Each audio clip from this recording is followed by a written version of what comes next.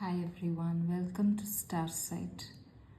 We're going to channel some messages today about an internal conflict that you might have had or are currently experiencing. Usually an internal conflict means that we have two sets of feelings towards the same thing, towards the same situation. And something in that doubleness is contradictory or irreconcilable with each other. Now, when that happens, obviously it's really hard to take decisions. This we see especially with long-term relationships. In some ways, the relationship is amazing. In some ways, it is terrible. So, what is one to do? Similarly, with career stuff, like we tend to have internal conflicts about a lot of things, and that makes decision making really hard. So what we're going to do today is just try and understand our conflict better so that you can move towards your decision making moment more deeply and more truly, for the right reasons. I'm thinking also right now about urgency. There is a way in which internal conflicts prompt a lot of anxiety. They activate a lot of worry about our ability to protect ourselves, our capacity to take decisions that are good, that are right. And so sometimes faced with an internal conflict, something inside of us wants to wrap it up and wants to decide very fast what should be done. So use this reading, if that's you, use this reading to slow down, even if it's for 15 minutes, and understand that this goes deep. Internal conflicts are a product of all kinds of things in our psyche. So honor that depth, honor the complexity of what you're feeling and what you have to deal with, and let the decision making happen in good time. Okay. So see what pile of cards draws your attention. If you need more time to pick a pile, please pause the video here. If not, see you at your reading.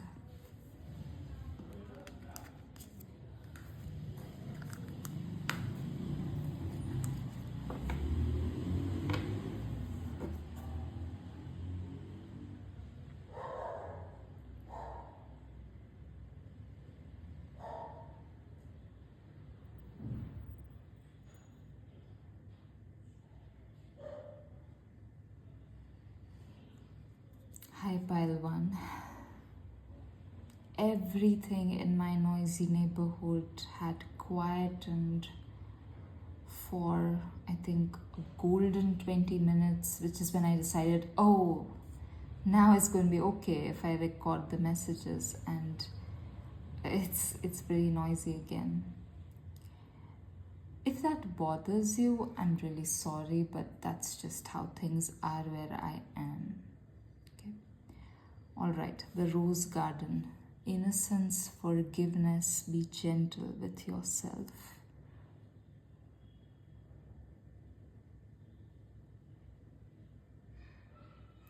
Here is a feeling that here's a lot of pain because of the feeling that other people have been harsh with you, or that they've demanded too much from you. Whatever internal conflict you're experiencing is connected to this feeling that other people have not respected your limits, that they've taken too much. Now, whether or not you said no, that is irrelevant. Your pain comes from the truth that they did not calibrate their taking, that they did not stop to consider if it was fair to take so much from you. There's a feeling here that in the beginning of this relationship or the situation, you were very generous and open, and that generosity was taken advantage of. So even at this point, I don't feel like you want to stop giving, but I do feel that you recognize that your giving is not being honored. And because it's not being honored, it's feeling draining to you. The actual giving, you feel like a very generous person, like giving is your way of being in the world and your way of finding your place in things. It's very integral to who you are as a person. So I don't feel like the giving is a problem. I think the way they take or the way they have taken has become a problem. And there is some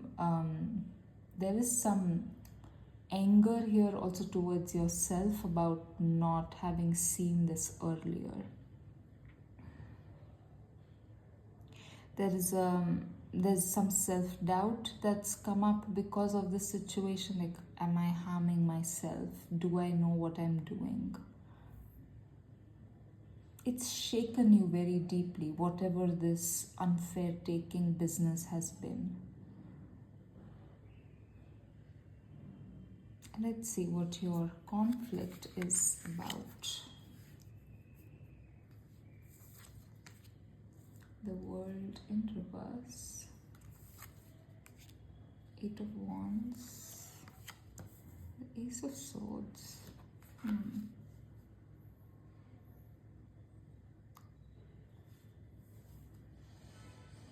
I feel like something inside of you is saying to you, we have to stop operating in this way. We have to stop giving in this way. We have to stop just opening ourselves up in this way. And the other bits of you are saying, but I love it. There is so much that I can do in the world and I want to do it.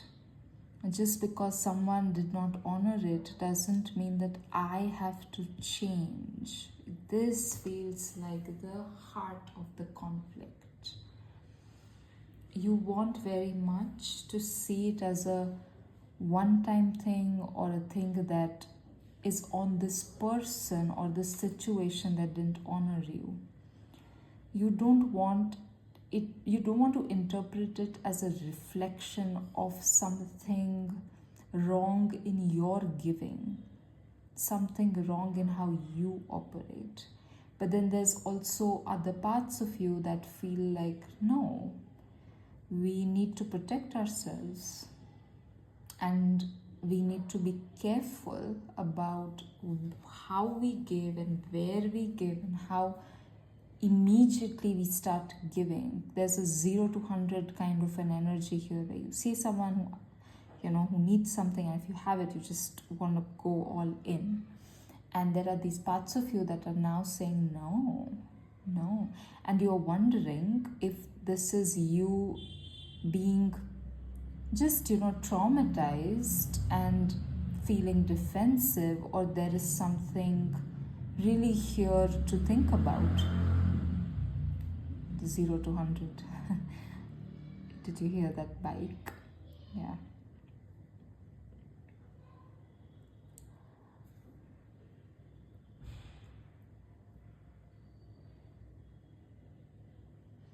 You're thinking yourself raw. Pile 1, there's just a lot of thinking happening here. I'm trying to understand, tuning into your energy, like, why is it so important for you to preserve your giving self in the way that you want to? It's like one part of you wants to preserve the giving self, and the other part of you wants to preserve a more holistic sense of the self, where you don't feel drained, where you don't feel taken advantage of.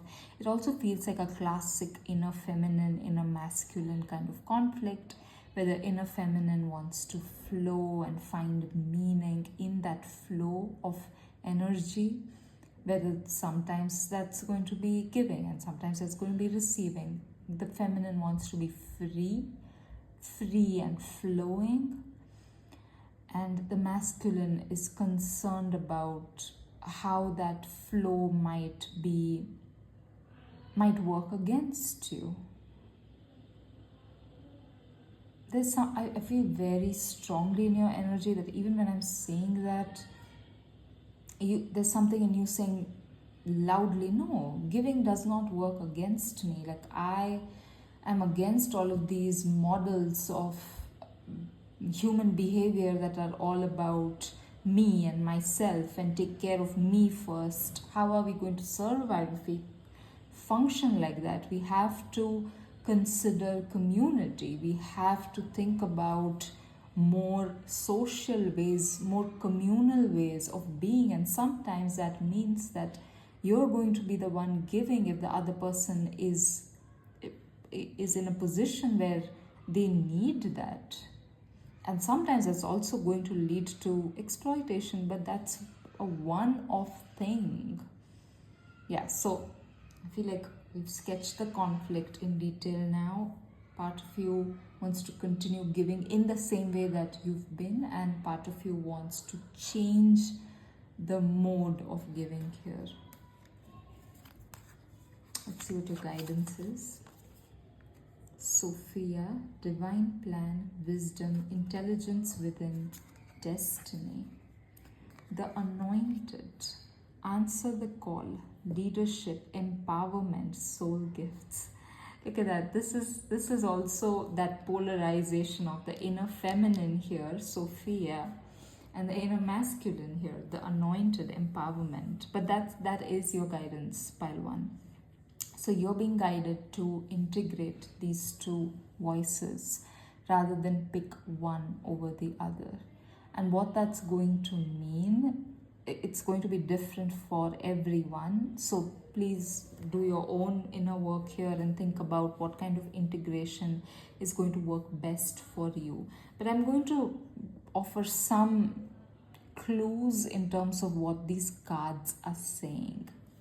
The first thing to understand is that if you want to continue giving, you're going to have to be mindful about just simple practical concerns. Like, if I want to feed 100 people, I have to figure out how to replenish my food stores on a regular basis, right?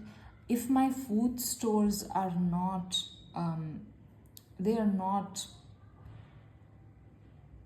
what's the word here? If my food stores aren't adequate, I'm not going to be able to feed as many people as I'd like to. And I think that your inner masculine is only simply saying that you might need at this time some greater self-awareness that is you don't have to connect that to your convictions. What could be happening here is that there is a way in which you want to make a difference in the world around you, but that desire is overpowering the truth of yourself. So you want to feed 100 people, but your food stores don't have enough food, and your inner masculine is simply saying, just note that fact. Whether you have food or not has nothing to do with your desire to help. That desire to help is valid and legitimate, but if you don't have food, you just are not going to be able to feed other people. That is all. And so what your inner masculine wants you to do is to think about yourself, evaluate your energy levels separate from your desire to help. Because sometimes this desire, it overpowers your inner perceptions, and so you think, I'm all fine, I want to give, but it's not quite true that you're in a position to do so. As a leader, you're going to have to choose your battles, As a leader, you're going to have to choose where to pour your energy. There are always 100 things that need our attention, but the job of the leader is to decide what comes first. And this is a painful decision, this is really hard, but that is why a leader is a leader, because they take responsibility for the practical side of things. And practically, there are only a bunch of things we can handle at any given time. This, I know that this feels a little bit against your ideals, this feels like a little bit against your desire, but this needs to be integrated so that you can help people better. This is something that your guides want to say to you. These two voices, they can be integrated from the point of view of, if I start being more practical about how much food I have in my stores, actually I'm going to be able to feed people better, right? So if you know that you have enough food for 20 people, then you will only put out a boat for 20 people and make sure that those 20 people eat well, rather than say everyone is welcome and then 100 people come and then no one is satisfied and you feel terrible, you feel drained. So your guides and also your inner masculine is saying, let's do this. Let's become aware of the true state of our energy levels, how much we have in store, how much we really have to give, so that the people that we actually give to, we can really help.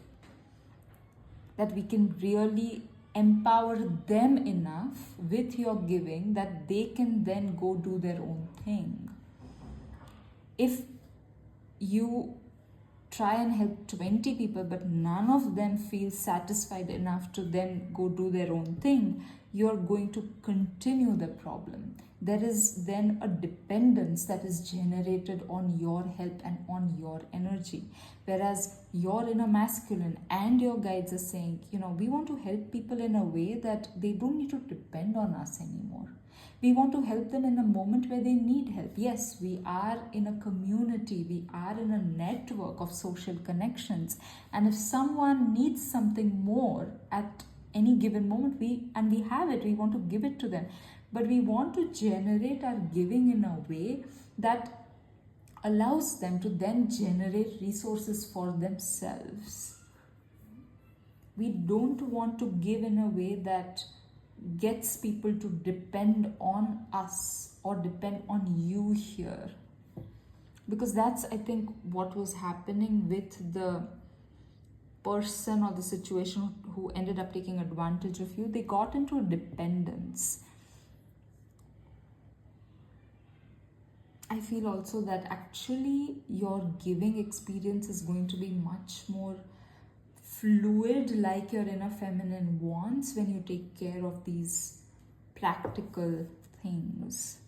And I know it sounds like I'm saying, no, you prioritize one voice over the other, but I feel like, no, I know it sounds like that, but we are also prioritizing the giving. What we are saying, in fact, is we're going to organize ourselves around that desire to give.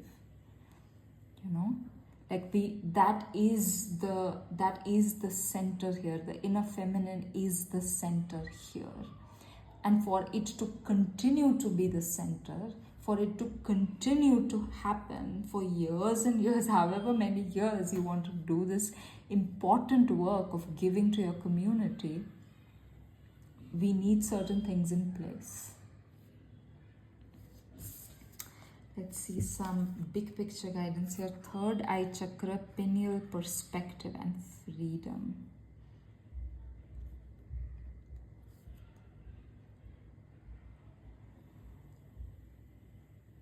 The dragonfly is also often in many decks a symbol of seeing clearly. And the third eye chakra is also that. It's inner sight, insight.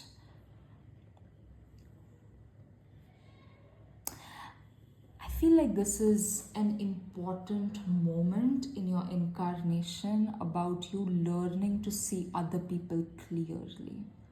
I feel like so far you've seen them with very compassionate and loving eyes. You've seen them with a lot of understanding. You know, like the world is full of shitty conditions in which people grow up. And it is no surprise that people are not able to, live lives that are fulfilling and need help from other people in all kinds of ways. But it's also that there are so many people who deal with those shitty conditions and who are able to use the help that is given to them and honor it. Use the help that is given to them and absolutely create themselves. I'm thinking of a Gujarati word here called ghadtar, which means, I don't know how to translate it. Like so many people who just transform themselves when they're given a helping hand. And those are the people who you want to help. This is such a bitter truth, Palwan. I feel icky even saying this. But unless people are in the right energy to receive your help, it may not have the result that you want it to have.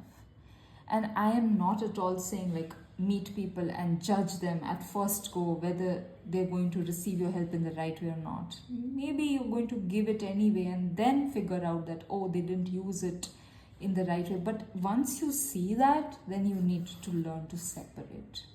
Then you need to walk away. I feel like the shadow here is that for you, and this might be slightly difficult to hear, is that there is meaningfulness for you and other people depending on you. Maybe it feels good to be needed, or it gives you a sense of purpose, that you're doing something important in the world. And your guides are saying you need to let that go. You need to release that need to be needed and start seeing people for how they are receiving your help. You continue to help, but do it in a way that actually meets its mark. Do it in a way that actually fulfills the objective of changing the world, one person, one situation at a time. Because that desire in you is true. That desire in you is real. But the way it is executed sometimes is through your own wounding or through your own fear that what's going to happen if I don't help them. All right, that's your message, pile one. I'm going to stop here. Sending you a lot of love.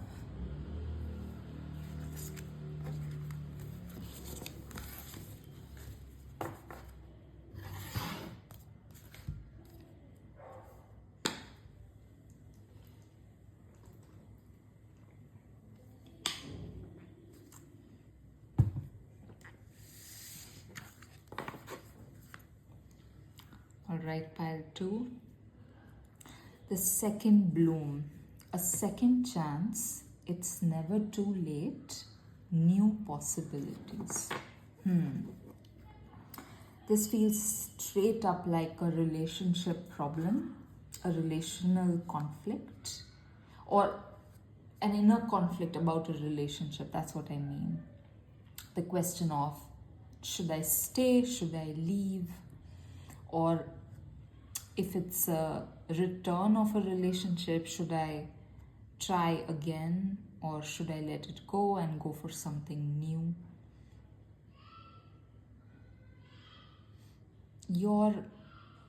Consider this an energy check-in, okay? So whatever I'm saying about this card, if it doesn't resonate, this might not be the pile for you. So whoever this person is, your love for them is true.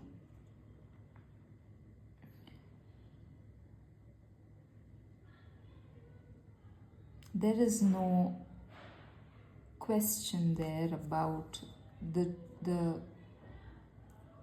the realness of how you feel. It's not distortion, it's not projection. But there's a way in which you've outgrown this relationship. It feels strongly like a relational situation where the other person doesn't feed your soul anymore. Like you're not excited to see them. It's more like you're happy to see them, you love them, you want them to be happy always. You love giving to them, you love receiving from them, but the excitement is gone. Some kind of spark or the passion is gone. And it's not because you've spent enough time together. It doesn't feel like like I'm bored in my life and it's getting reflected in the relationship. No, the lack of passion is something that is very much about the relationship itself.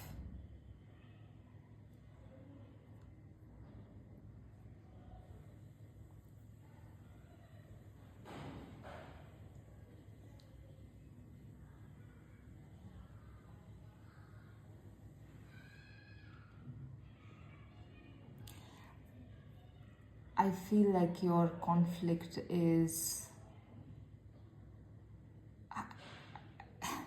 it's not about whether you should stay or leave. I think you want to leave. I feel like you've made that decision already in your heart. You know that you want to leave.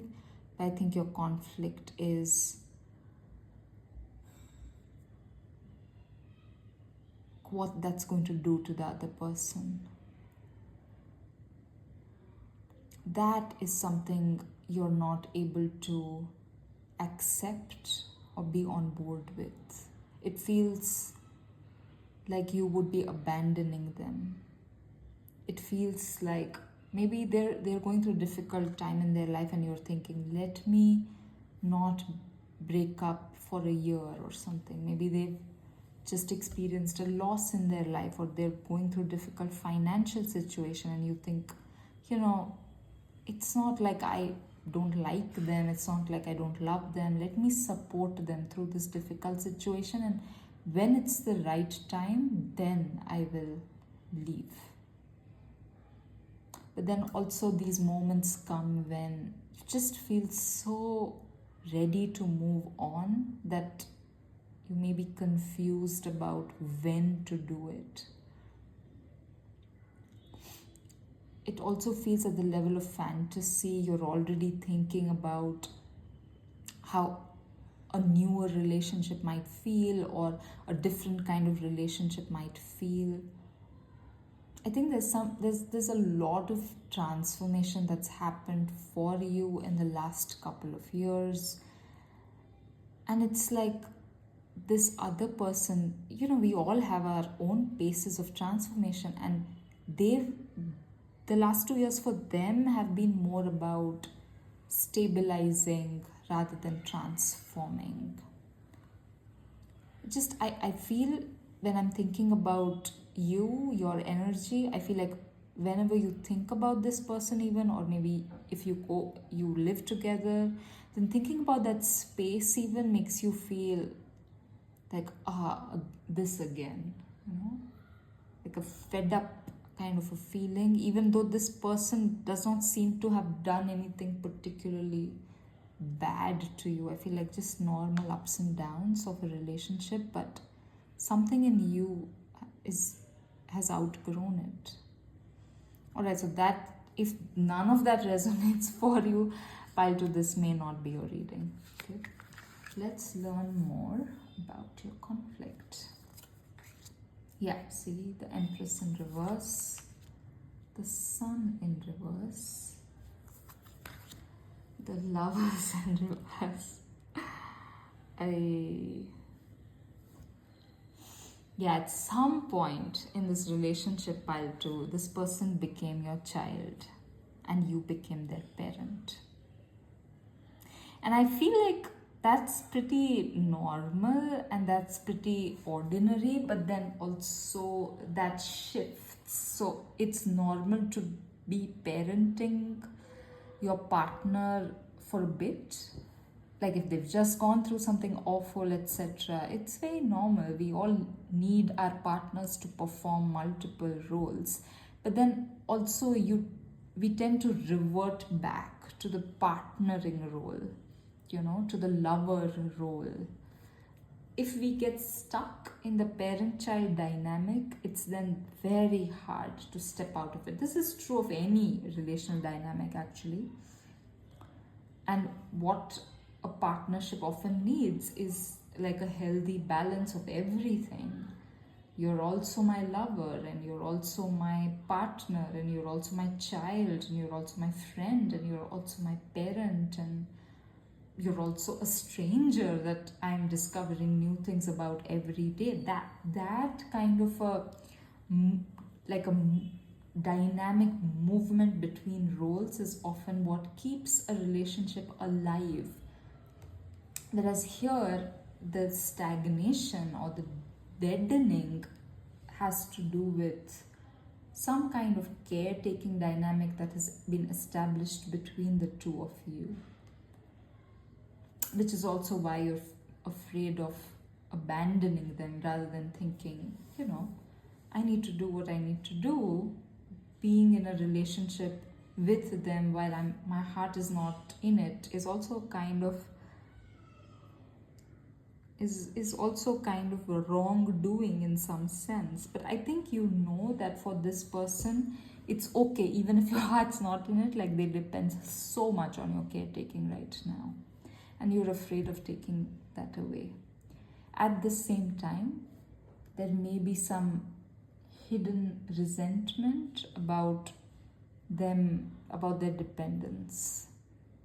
You may be frustrated with their pace of taking things in their own hands. The Lovers in reverse, very much a confirmation of what I was saying earlier, that I think you've already decided that you want to go. So let's see what your guidance is. Healing is happening. You're not broken. Trust the process. It is safe to soften. And healing the mother line. Healing ancestral work, mother line growing up. Yeah. This feels hard, pile 2. You're being encouraged to trust that it's okay for you to leave. That if the other person depends on you for caretaking, and here we're talking about emotional caretaking, right? I'm not talking about physical caretaking. If that's your situation, again, this might not be for you. So if this person requires so much emotional caretaking from you and that's not where your heart is, you're being given the green signal to leave. That you can trust that they will find it in themselves to grow up. Like, definitely, this is not to say just up and leave. Like, initiate the process of separation again if you want to, right? None of this advice is it's all general, and please don't act on it unless you're completely in alignment with it. But the cards here are saying, it's really safe. It's safe for you to say what you really mean, what you're really thinking, where your heart really is. And you need to do your own healing, and they need to do their own healing. And for them, some of that healing is around mother issues, mothering issues, feeling that they need a mother in their lives to, feel kind of together. needing a mother in their lives to give them the confidence that they can face the challenges of their life, needing a mother to make them feel like they're a real person. So there are some aspects of that, of those needs of the inner child that they contain. They're going to have to resolve that on their own terms. You giving them extra for a couple of years or for 3 months, it's not going to make a big difference.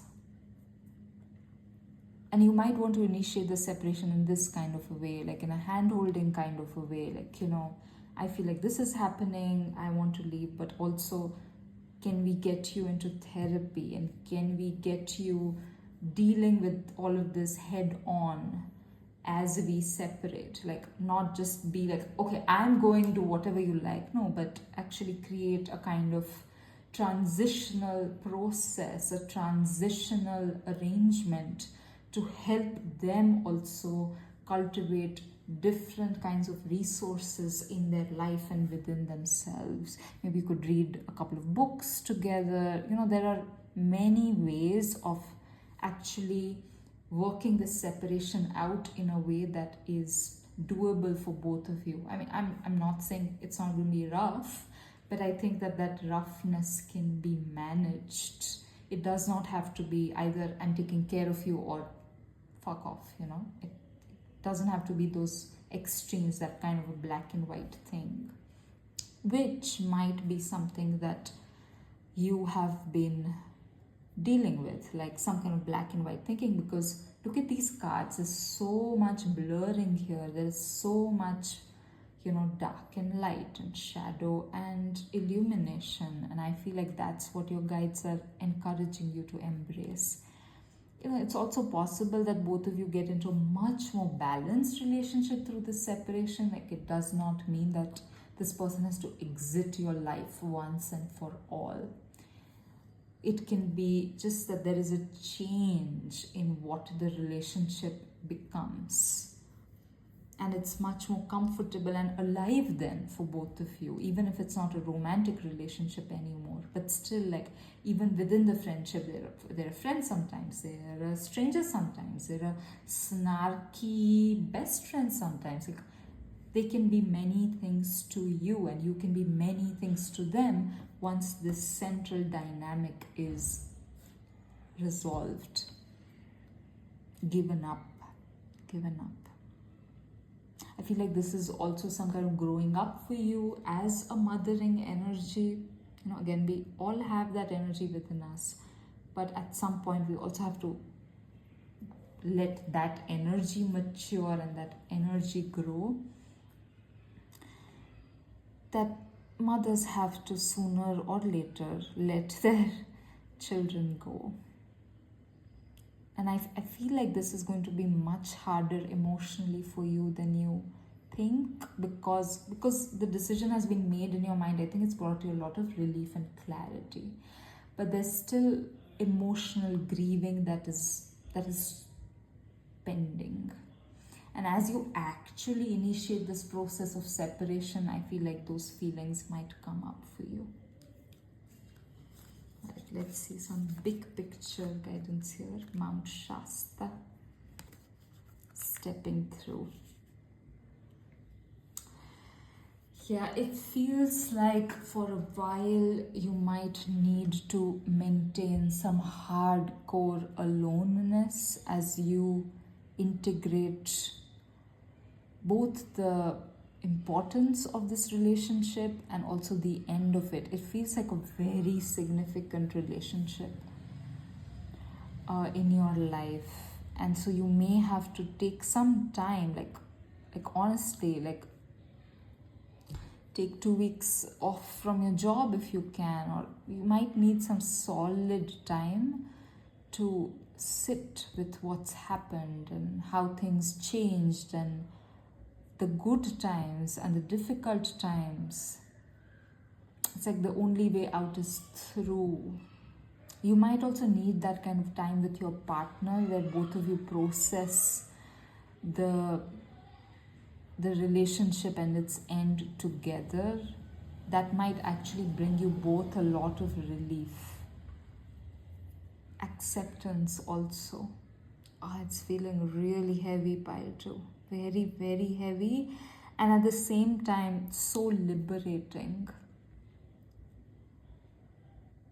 It's like, I think that once this relationship gets wrapped up, really wrapped up, you're going to feel for the first time in your life like your own person. Like you're not existing for other human beings, you're not presenting yourself in a way that you can maintain relationships, like you're just you. I feel like a lot of things in your life have been leading up to this moment of liberation. All right, pile 2, that's your reading. I'm sending you a lot of love.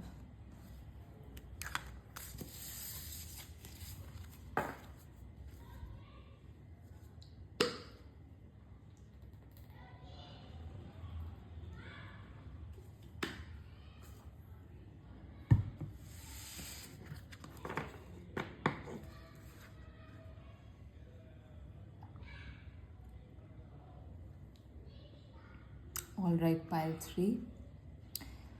The thorn.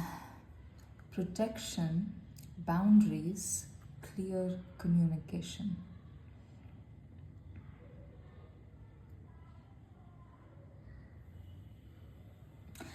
I feel like you've been at the receiving end of someone setting boundaries, and it's been hard for you. It's felt abrasive, or it's felt just difficult. You may have felt like, shit, I didn't deserve this. Or if they've set boundaries around their energy or something, you may feel, but I didn't take advantage of you. Like, I was here with a genuine desire to connect with you. There has been genuineness on your part and kindness. I feel like whatever I'm getting from your energy, you are a very respectful person, very genuinely kind person. And so this other person setting boundaries it's thrown you off. It's also hurt you. I think you had some real feelings for this person, regardless of whether they were a friend or a like a romantic thing, or even a parent, a child. It could be anyone. It's felt really hard for you to wrap your head around it. Like, why did this person feel the need to set boundaries with you about a particular issue where you were not being selfish or demanding or disrespectful in any way? And I feel like you totally understand that boundary setting is not about the other person, it's about them. But there's also here a relational context where you feel like this has been done as a particular response to your relationship, or something that happened within your relationship, and you have trouble understanding it. And part of you is angry and wants to let this person go, release them, but part of you is also doubtful. Like, you have some self-doubt about whether there's something here for you to learn. So the first thing I want to say to you is that you're dealing with this in a very balanced way, which is amazing. Like, you are both trying to be realistic. Like, maybe they were being harsh to you, but you're also embodying openness to learning from whatever happened here. I think there is some awareness within you that the other person is going through something difficult at the moment, and you have an inkling that might have been why they reacted to you the way they did. So again, a healthy balance between knowing this is not about you, but also trying to understand what role you might have played in it. Now, any of this didn't resonate for you, pile 3, this may not be the reading for you, right? This first card I've been using as an energy check to make sure that you're entering the right reading space. So let's see more about your conflict. 7 of Cups in reverse. 7 of Swords in reverse, yeah. The Hierophant.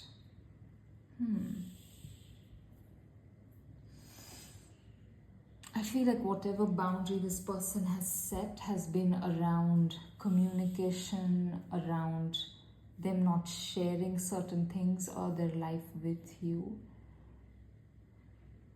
You know, like a friend saying, I don't want to talk about my romantic life with you at the moment for the foreseeable future. And this is a friend who's always discussed their love life with you, and so you're very surprised. It feels like that. There's some lock imposed on a topic or on a mode of sharing, on a mode of exchange that has been integral to this relationship for a while now. And it makes you feel like they're hiding something. It makes you feel like they're not wanting you to see something about them. That this boundary setting is them needing to hide in some way. Like they know that if you know, you're going to say something that they don't like. So maybe if they don't want to talk about their love life, maybe they know that the person they're with, you would see red flags in them, or you wouldn't approve of them, and you would advise them to leave. Okay, I get it. Here's what you need to understand about this situation, pile 3. I generally don't channel messages about the other person in any situation because I don't want to violate their privacy. Okay, so I usually, before doing the reading, I set intentions around getting messages only for the person, about the person that's listening. But then sometimes something comes through and I take it as a sign that your guides would like you to hear that. So I want to say again, just as a mantra, as also like an energetic spell in this space, that we don't want to violate the privacy of the other person in any way. We only want to read for the people who are here, and we only want to gain information that is okay for us to have, and our higher selves and guides will guide that, guide what is okay and what's not. Okay, right. So what I'm seeing here is that in the past you have played a kind of teacher or a senior role to this person. You've given them very good advice. You've guided them true and you've guided them well. But whatever they're going through right now, they need to figure it out themselves. Now, it might be, yes, that they are trying to protect something from you, that some situation that they know that you would see as a problem. But what you need to understand is that they need to go through that problem. You know, like sometimes we want to see a particular situation through, even if we know that there's something iffy about it. There's still something that inside of us that feels like, no, but there's something here for me, there's something here for me. And they're having that kind of a situation in their life where they understand your perspective, they can already anticipate it, and they themselves might feel like this is iffy, but they also know that they need to be true to that prompting inside. They need to be true to that voice that is saying, but there might be something here. And they really want to explore that in a peaceful way. And they think that if they connect with your energy, they're going to constantly have self-doubt about what it is that they want to do. You know, this is a testament also to the importance of your voice and your presence in their life. I feel like this is a temporary distance that they've created, that they will come around and they will be able to explain, of course, much better why they did what they did, why they needed distance from you. The distance is not about you, yes, but it may be, as you have been thinking, there may be something here for you to learn. And that thing is, we can't protect other people from their lives. Not because they're foolhardy and they're going to destroy themselves and we have to let them. No, not like that. But sometimes, as an outsider, as a person who's not living their life, we cannot fully understand what people feel motivated to do. One time someone was telling me that their niece had just turned 18 and they had been advising their niece, like, go drink, but don't do it. Don't overdo it. And I was thinking in my head, maybe the niece does need to overdo it, a couple of times, get a severe hangover and realize, I don't like this. Sometimes you have to organically find that a bad path is bad for us.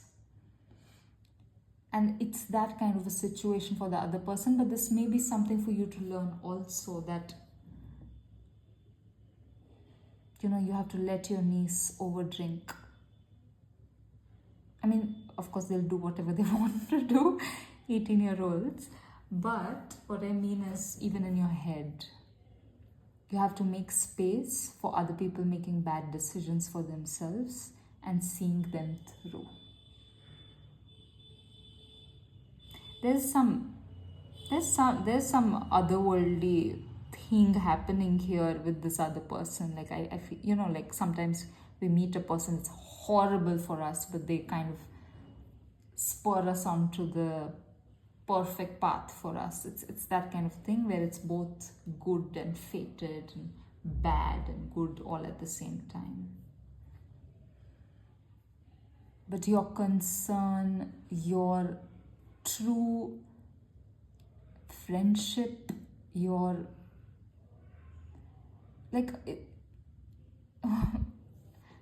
running out of words here, it's just like you have such genuine care for this person, and that's absolutely noted and acknowledged here.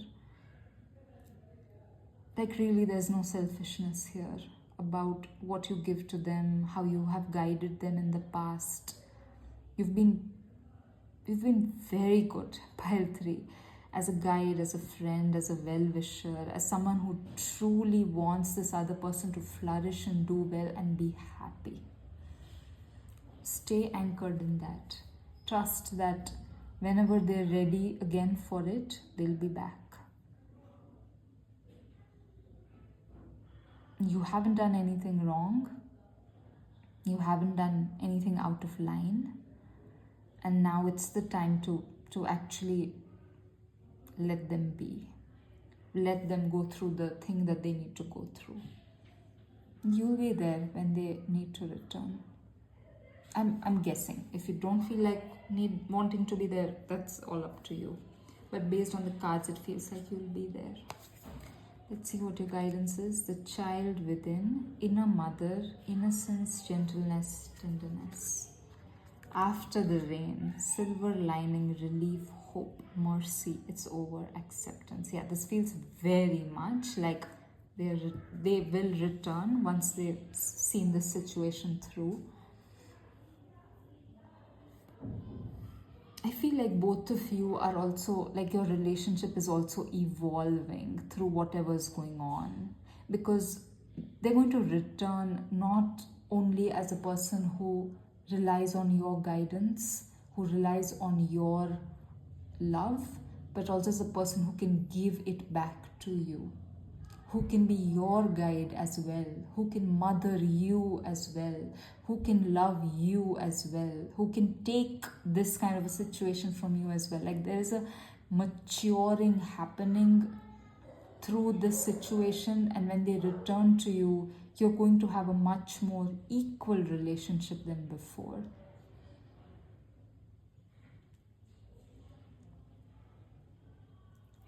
There's also a lot of appreciation for the care that you've shown them. And I see them energetically want to return it to you. Not in the sense of like paying a debt or something, but again, out of love. Like, I see you and you're such a golden person that I want to give to you. You're such a real and true person that there's nothing I want to do except preserve that goodness and kindness and do everything I can to contribute to your well-being. I feel them saying that. This is feeling so good, pile 3. Like, all the work that you've put into that relationship is very much well and alive. It's just, this is a particular kind of temporary situation that you need to make peace with. Right. Let's see some big picture guidance. Loving compassion. Yeah, I feel like there's no guidance or balanced forces. I feel like there's no guidance for you. That is how good you are. That's how loving, and the word that's coming through is perfect. You've been in this relationship. I mean, there's no such thing as perfection in a relationship, and yet that's the only word here. Like, you've done everything right. And your loving compassion and the balance within you, all of that is recognized and applauded by your guides and even by this other person. They know it. They know who you are. Oh, this is so good. I feel so honored to be able to read for you, pile 3. So this is a shorter reading than the other readings, but I feel like there's no guidance. That you don't need guidance. Whatever you're doing, it's the right thing to do. Sending you a lot of love, pile 3.